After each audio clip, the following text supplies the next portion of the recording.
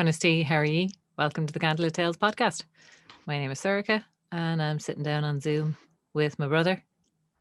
And I'm Aaron, and we're going to be chatting about Oisín and Patrick, the next story coming up. Yeah, we're going to talk about Oisín and Patrick. We're also taking a little bit of a kind of a break. Normally, we tell stories on a Wednesday and then chat about them afterwards on a, what is it, Sunday or Monday that these podcasts get uploaded? Sunday. I forget. Sunday, and seeing as today is actually Mother's Day, we're recording it and releasing it on the same day. Shout out to all the mothers out there. Fair play to you. Cheers, you do a great job. Yes. And we're also kind of releasing this as our first pre-show story chat. Pre-story chat. Is that Well, okay? I don't know. I've been thinking of this as like the state of the podcast or something like that, because it's a little bit of a kind of a recap over the last year and a little bit of an Yeah. intro into what this next podcast is, because it's a little bit different. It's coming out on Paddy's Day. But it's also, this was the show that started our lockdown. This was the show that we had half a Whelan sold out for it. We had a tour booked for Oisín and Patrick. We were calling it Saints and Sinners at the time. Actually, we had a slightly different name. We decided to be clearer for the podcast. We're going to be going to Balbriggan, Whelans in the main space, the lighthouse over in Dunleary, Terranure College, and of course Harbour Bar and Bray. And that was kind of our little March tour, and we were so looking forward to doing it because it's a story we've been working on for a while, in and out, and we'd done it. Angel Hannigan performed in Whelans with you the year before in 2018. And 2019. I'm so bad at times. Yeah, it was 2019 that myself and Angel did it in Whelans. That's right. And again, we've just been kind of. We did something with it in 2018 as well, but I can't remember if you were there or not. I think I was, but we've been playing with the story a few times, and just changing the ending or messing around with it, because essentially it's the conversations of Oisín and Patrick, right? Mm-hmm. What's the exact title of it again? In Irish, it's Acalah na Señorica. It's the conversation of the elders, and sometimes Quilty McRonan is in there actually as well. But it's this text. I can't remember when it came out or when it was going around, but it's a text that there were various different pamphlets of it circulating Ireland at one time with different endings. No way. Where you had some of them, Oisín converts to Christianity and Patrick wins the argument, and in others, Oisín goes like, "Fuck you, I'm going to hell," and Oisín kind of wins the argument, and it's a really kind of interesting one because it's very, very clearly like a bit of a propaganda text, like a little bit of a propaganda war going on between, the pagans and the Christians of Ireland, because I think that's one of the things that's sort of fun, and we kind of lean into it in this story for the sake of like narrative simplicity, because we have this idea of like St. Patrick arrived, drove out the snakes, and then overnight Ireland went from pagan to Christian, beginning to end. And that's not that's not remotely how that went down. Sure. This was like an ongoing conversation that took centuries. Where, and like that, the paganism in Ireland never really went away. It stayed in all the folk superstitions and all of these little traditions about the Bríjos and the Ranboys and the Samhain celebrations. The like fairies themselves, Jesus. Absolutely. It went nowhere but a little bit underground. And so we kind of have this very, I think, warped idea of Christianity and how it kind of came in and like, boom, now everyone's suddenly Christian. And the druids are out and the clerics are in, and it's finished. Sure, even the Celtic cross, is such an amalgamation. Well, it's the solar year, the little solar calendar, the Celtic year here behind me, and me wall. But like for anybody who's watching this on YouTube, and that's what I'm pointing at. If you're just listening to it, you heard a mild scratching sound. Aaron is pointing to a piece of paper on his wall that is the wheel of the year. The wheel of the year goes round and round. Tell us what season we should find profound. All of them? I think all of them. Cool. But yeah, you've got the Celtic cross, which it's also the Bridget's cross is also a solar cross because the arms are all the same length. And the Celtic cross has you see it in Ireland all around the place. It's a cross with a circle around it. And it's a solar cross. Again, it's bringing the pagan and the Christian together. Yeah, and so I think we kind of enjoy this idea of bringing the Christian into the mythic and bringing the pagan beliefs into the conversations with Christianity, and it's a fun little dichotomy to play with, I guess. It And like, is.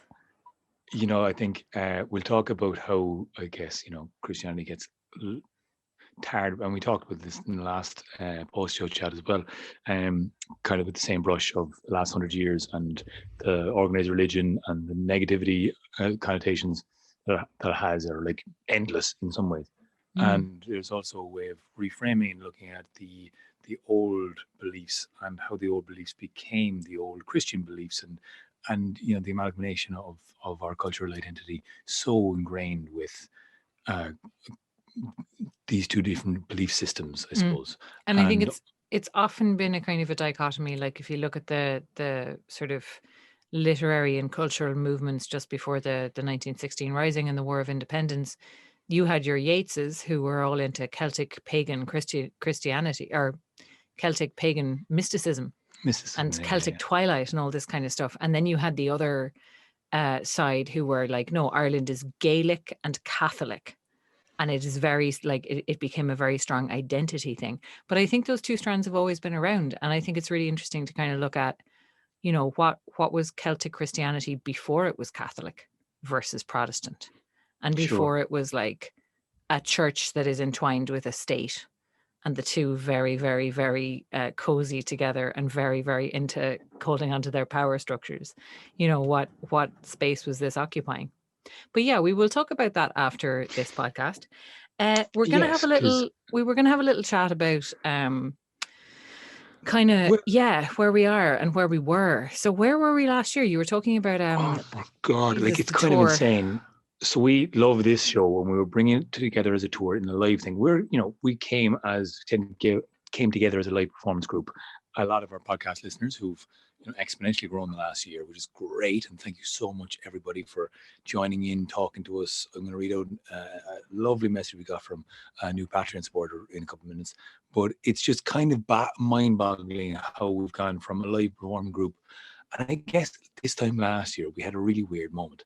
We were, in kind of January, February, March, kind of patting ourselves on the back, saying, "Holy shit! This next month we have a book schedule. Then we're following into the Tawn March. This is going to go into the summer festivals. We're going to have tours." Mini tours as well as bigger ones, bringing us up to basically the end of the year. And we were having a tourist show in the Parnell Heritage as well, and that was taking off and linking up with some tour guiding that we're going to be doing as well, and bus tours over the summer. We basically just got to the point where we were actually going to be able to fully pay ourselves, pay everyone involved, and only work through Candlelittales, right? Yeah, That's what we had just for the managed for the first time. For for the the first first time time, ever. like this was our kind of coming into our sixth year Mhm. of from when we started, and like we've talked about this before. We didn't really start this as like, let's start a business with a business plan and a loan. We just rocked up to a pub with some friends and we're like, hey, anybody want to hear a story? And just kind of kept going as long as people turned up. And we have sort of evolved it from there in a rather Sure. chaotic manner. But like, it was definitely the first year that we were like, oh, this is viably like a career. This is going to Mhm. be like paying the rent of everybody involved and actually being like something that is profitable, which, and like, let's just pause and talk about that for a second, because the Yeah. arts, And there's like huge connotations. Oh, how dare you kind of consider you like talk about money in this? It's so disrespectful. Like it's so beneath you. There's a real attitude of like hating to kind of admit that you need to get paid for the thing, right? And I kind of want to just talk about that a little bit. So I agree with you. I think there's a couple of things going on, because I think there's a real kind of mythologizing of like, you know, the poverty of the artist, that like true art is like cannot be tainted by commercial by grubby commerce, and like it has to be this thing apart, which is super nice and cool if you happen to be a very wealthy person with a massive fucking trust fund, and if you're not, you don't get to make art, is actually what that does. It's like, cool, if you have your rent is paid by somebody and somebody else is subsidizing you, then that's great. And if that's not the case, you're not going to get to do anything because you're going to be so exhausted from working all the time, you won't have any time to give your art. And so Yeah, it's like, it's a myth that I think is really destructive for artists.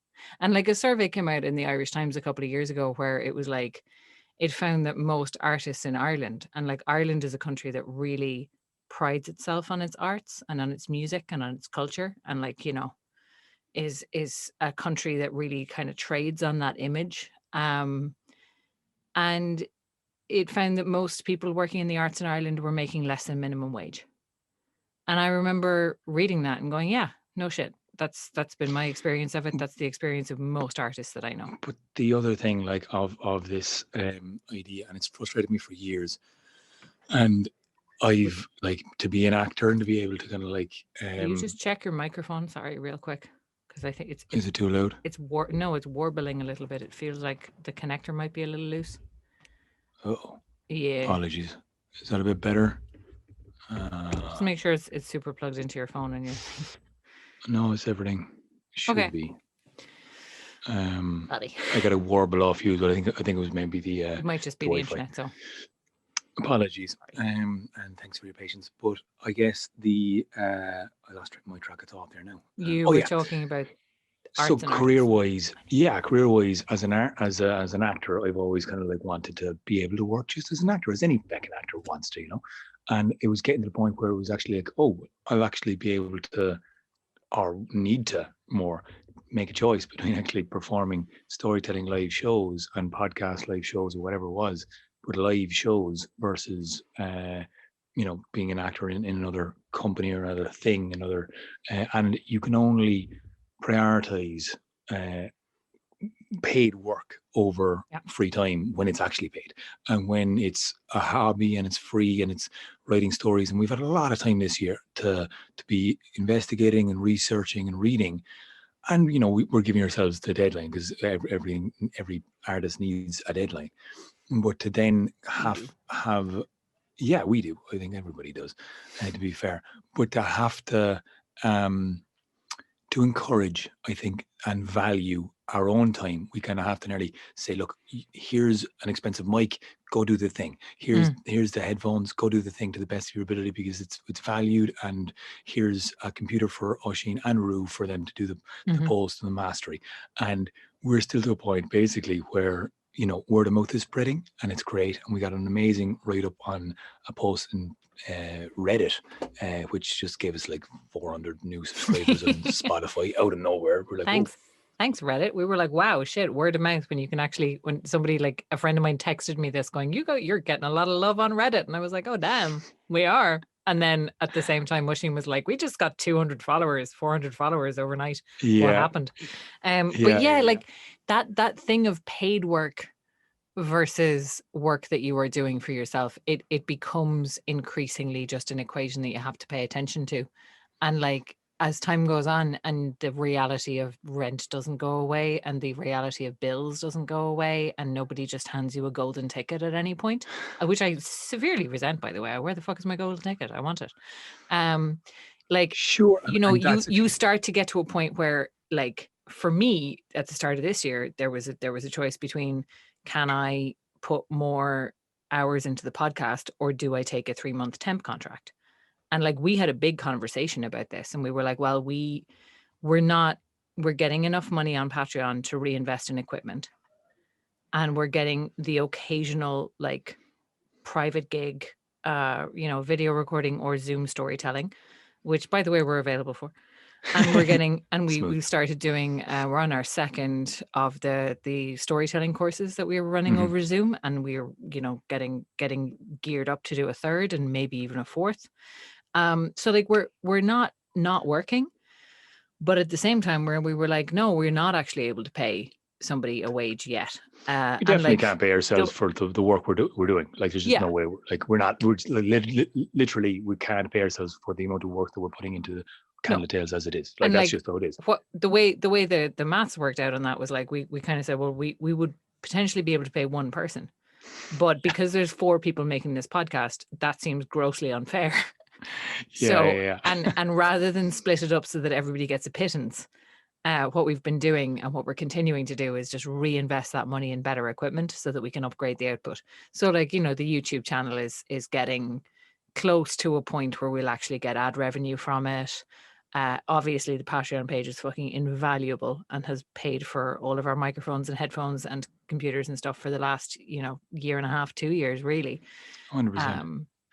And I guess like just the one thing that artists seem to be getting pigeonholed into, and there is a lot more funding, and there was a whole whatever 50 million thing put into like supporting people who were in the music industry that couldn't work or gig, but the time for the application to put in to then wait for the results and all of that, you kind of have to pay yourself to even do those applications. And unless you're able to afford €500 to take out that amount of time, it's hard, especially for a scatty-brained person.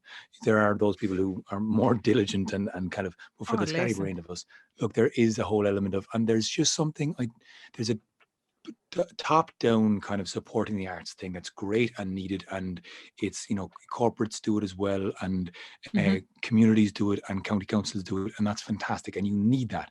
But you also need the bottom up supporting the people who you want to see grow, and that's what Patreon does.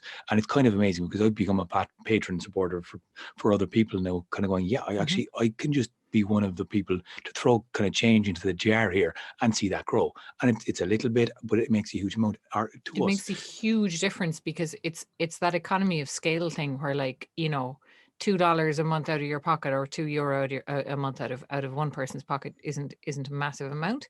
But when you've got like 300, 400, 500 people doing that, it is a massive amount. So like it's a wonderful way of like crowdsourcing kind of patronage, which is which is I think where they got the idea or the name from, which is the old idea of the artist having a patron, which goes back to that thing of like, you can't make art unless somebody's subsidizing it. The Medicis. Well, like that was a tradition. The Renaissance, essentially. It was a tradition before the Renaissance as well, where people had painters that they just paid to be their painter. 100%. But like, it's so funny to think back of the greatest celebrated time of art and kind of go, the Renaissance happened because it was privately funded. That's what happened there.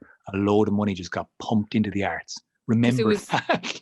Absolutely, because it was a status thing. Like the arts needs money. If we keep insisting on making it so that everybody has to pay money to live, the arts needs money. So like, I mean, that's a thing.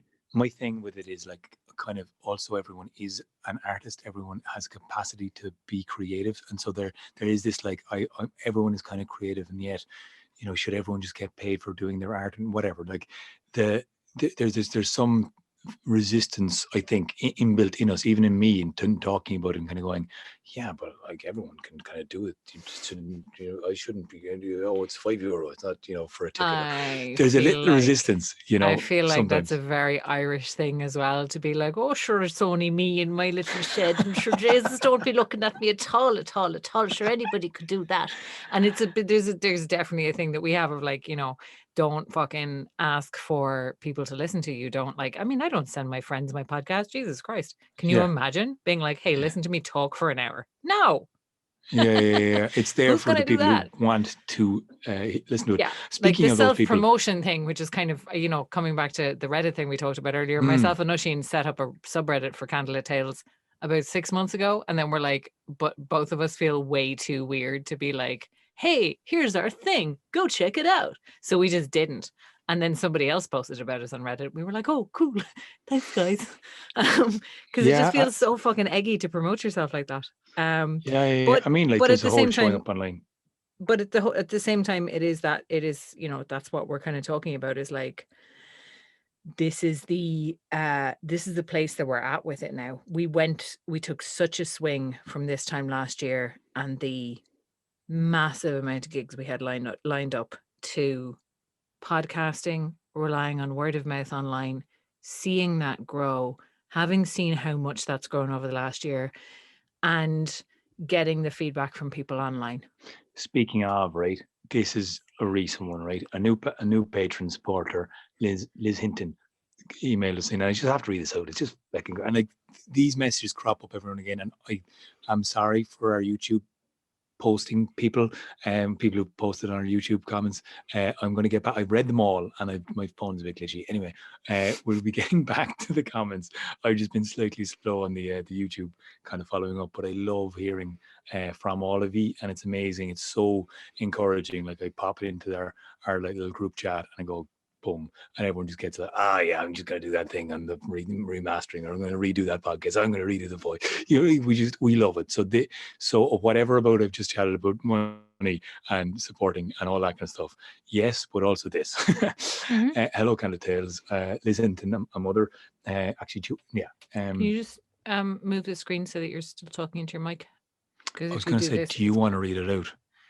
Yeah, you can send it to me if you want me to read it out. I can do that. Yeah, because I think because I got my well, I just microphone in front of me. Also, yeah, that. And you're better at reading things out. I don't know why. I'm always slightly blip, blip, blip. Blip, blip, blip, blip, blip, blip, blip. And it's a female voice, so I think it'll work. But this is just goes to show the kind of the heart-warming notion and stuff that we get sometimes, that when we like actually need a little bit of a boost in morale, stuff like this comes in, and it's just another diaspora, another person from across the pond listening to old stories, and there's been so many. This is just a very relatively recent one, and yes. It's really nice to be able to connect, and thank you very much for sharing all of your comments and all of your posts with us. So, sorry, could you want to read out Liz's? Sure. I have it now from Liz Hinton. Hello, Candlelit Tales. I'm Liz Hinton, a mother, registered nurse, and witch from BC, Canada.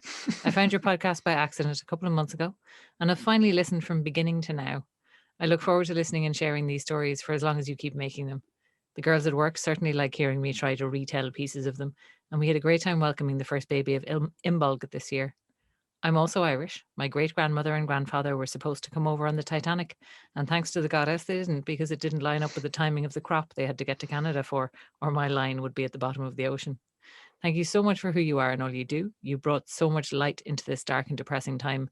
When I put my earbuds in and hear your voices come on, I get to go somewhere I need to be for my own mental health and wellness. Your podcast is food for my soul, keeping my candle lit. Liz. Which is a gorgeous message, and thank you so much, Liz. And I love the number of witchy pagan types who just find our podcast and absolutely love it, and it's gorgeous. So I was very excited by that, because she not only is she connecting with us, fuck's sake, she's also a witch, and she's also telling the stories, which is the main thing. It's the main point. I in this story, repeat the trials of the Fianna, you hear it on Wednesday, and you go back. There's the running through the forest, there's the jumping, there's the skill, but the last one always is to be able to regale these stories for any one of the Fianna, to be able to bring a grown man to tears. And Liz, I don't know if you can see, but you just brought me to tears. To be fair, I mean, that's not hard. That's not hard. It's not hard, but I'm grown man, so you are still technically grown. Technically grown man-child always. It doesn't. You brought a grown man-child to tears. Congratulations. Was it? Oh yeah, no. It was when we were doing that video recording, and you decided to start tickling me halfway through, and I just turned around to you and went, "You are 32 years old." Oh yeah, that wasn't fair. I didn't like that. Didn't like that at all. I was like, all right. I know. Okay, fuck, don't say it out loud like that. I don't feel okay with it anymore. Damn it. It was just, I had to do it. It was just a very what the fuck is my life, man? Oh my God. Here I am with my younger brother who's going, live, live, live, live, live. And I'm like, we're A of all, we're at work. Our job is weird. Our job is telling a story to a camera right now, which is already a lot. And B of all, what are you doing? What? I mean, I occasionally look in the mirror. I occasionally have that thought about myself as well, where I'm like, you're at a weird point in your life. This is a weird life that you've made. It's good. I like it, but it's just every now and again I'm like, that's what you're doing, huh? It's it's a choice. It's a strong choice.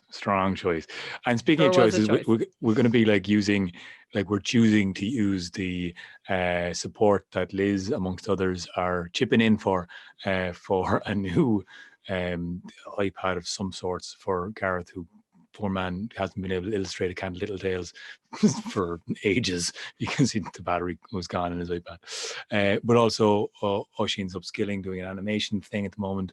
We're looking to monetize your YouTube.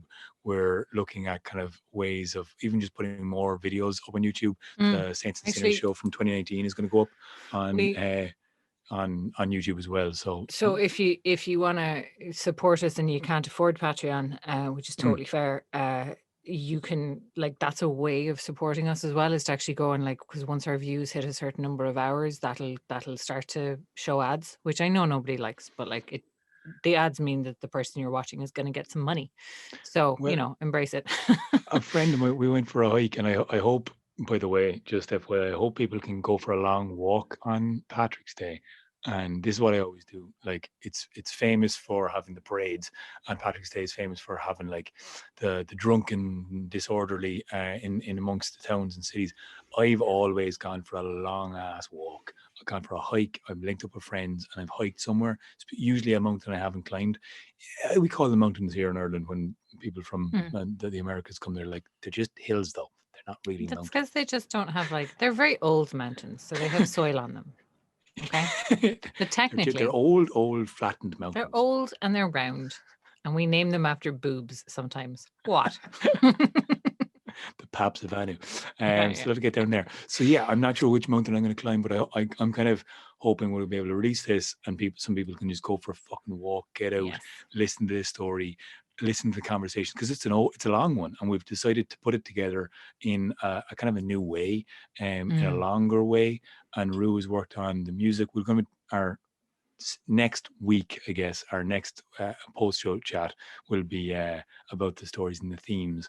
And I guess just to give you a heads up before you listen to it, that it'll be quite a long one. It is quite different. Rue worked on the instrumentation of it quite a lot and brought in some, I guess, old style kind of trad. I won't mention who he. Kind of 70s revival trad music. Sure. But we'll talk about that. We'll talk about that in next week's post show about the design of it. But yes, I think a good heads up is that this is going to be a longer piece. It is the conversations of Oisín and Patrick, and we very much hope you enjoy it. Yeah. And I guess without further ado, we'll leave that now, because this has been, I mean, a good long chat for our pre-show chat of Oisín and Tiernan Og. We really do appreciate everyone reaching out to us. I hope you're having a good Mother's Day if you're listening to it on Mother's Day, or if you had a good Mother's Day, or you have a good mother. In fact, I hope you do. Or if you don't, well, good riddance to her. Or something. Jesus Christ, Aaron. I'd like to know. Like, I don't know. Listen, we're trying to be inclusive here. We're trying to include everybody. Not everybody has a great relationship with their mom. And you know what? That's fine. That's okay too. That's grand. You can be a little bit bummed that you didn't have the mother you deserved today, and just take a little bit of time. And that's fine. Right. Okay, so we will leave it there. Happy Sunday, everybody. And we'll see you again next week. Yeah. Bye, guys.